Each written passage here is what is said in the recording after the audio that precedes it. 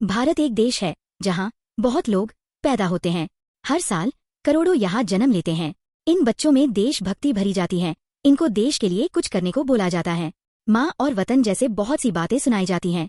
इनमें से कुछ देश को छोड़ जाते हैं और कुछ नहीं। कुछ यही रह जाते हैं। जो रह जाते हैं वो जो छोड़ गए उनको कोसते हैं, गालियाँ भी देते हैं।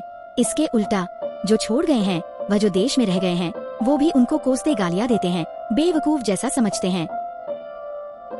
हम सभी को बातें तो बहुत बड़ी बड़ी सिखाई जाती हैं। बहुत सिखाया जाते हैं ब्रेन ड्रेन के बारे में। प्रधानमंत्री मोदी ने भी इसके बारे में बहुत कहा है। ब्रेन ड्रेन का मतलब है अगर आप में हौसला है, काबिलियत है, बुद्धि की काबिलियत है तो देश में रहो, देश के किसी काम आओ। बुद्धू मूर्ख बनकर बाहर न चले जाओ, दूसरे देश के गुलाम न बन जाओ। इसके बारे में हर बच्चे को स्कूल में सिखाया जाता है। सिखाया तो जाता है लेकिन किसी के कान में नहीं पड़ता। व्यक्ति की आयु जैसे जैसे बढ़ती है उसकी बुद्धि भी कमजोर होने लगती है। ऐसे कुछ रिसर्च पेपर्स हैं जो कहते हैं व्यक्ति की बुद्धि 28 की उम्र के बाद कमजोर होने लगती है।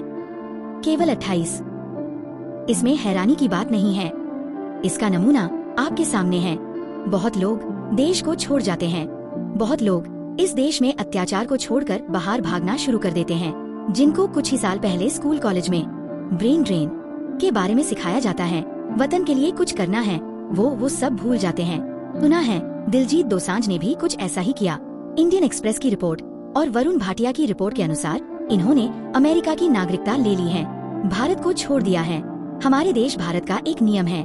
नियम ये है कि अगर आप किसी और देश का पासपोर्ट लेते हो या सिटीजनशिप ले लेते हो तो आपकी भाहीरत की नागरिकता अपने आप रद्द हो जाएगी। इसको ड्यूल सिटीजनशिप कहते हैं। भारत ड्यूल सिटीजनशिप की अनुमति नहीं देता, लेकिन बड़े देश जैसे अमेरिका, कनाडा, ऑस्ट्रेलिया देते हैं। दोसांझ का काम और बातें तो बहुत ही बड़ी थी। इनके गाने गजब के होते हैं। काम चमकीला फिल्लौरी उड़ता पंजाब जैसा गजब का है। सूरमा में काम बहुत गजब था, लेकिन जिस तरह की फिल्में करी उसी तरह का शायद काम किया होता तो बात ही कुछ और होती।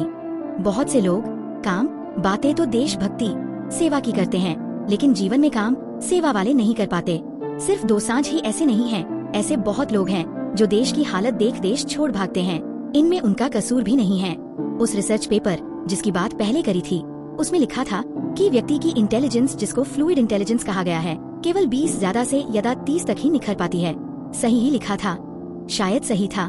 दोसांझ इनका कई सालों से उनको कोल्ड ड्रिंक का प्रमोशन का फिल्म टीवी रेडियो पर चल रही है। शायद कोल्ड ड्रिंक की प्रमोशन करते करते ठंडा ठंडा भटूरा भटूरा बोलते बोलते शायद देश और सेवा का भाव भूल गए होंगे।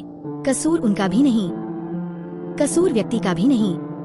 आप भी अपने गली मोहल्ले में झांको गए, ऐसा बहुत से लोग पाओगे जो ऐसा काम कर लेते हैं, देश छोड़कर भाग जाते हैं। चंद पैसों, दौलत, आराम के लिए देश परिवार छोड़ देते हैं।